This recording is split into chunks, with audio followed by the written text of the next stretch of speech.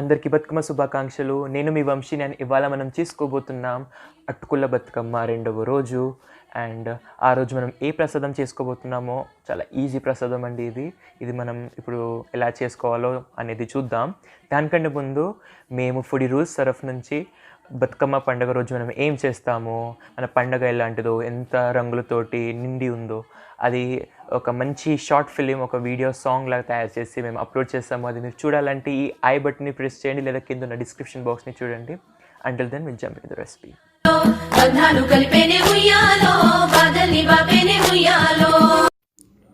నేను ఒక బాండీ తీసుకున్నాను. ఆ బాండీలో పావు కప్పు అంత చక్కెర వేస్తున్నాను. మీరు కావాలంటే బెల్లం కూడా వేసుకోవచ్చు, అది మీ ఇష్టం, కానీ చక్కెర బాగుంటుంది టేస్ట్కి.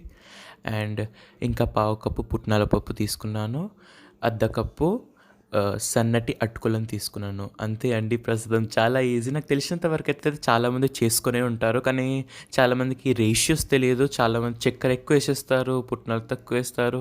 ఈ రేషియో ఏదైతే ఈ ప్రసాదానికి ఉందో చాలా టేస్టీగా ఉంటుంది first thing. And second thing, ప్రతిసారి తినడానికి బాగానే ఉంటుంది. ప్రసాదంలా కాకపోయినా నార్మల్గా కూడా తింటే బాగుంటుంది. ఈ అటుకుల బతుకమ్మకి ఈ ప్రసాదాన్ని చేయండి. And until then, goodbye and happy Bathukamma for everyone once again.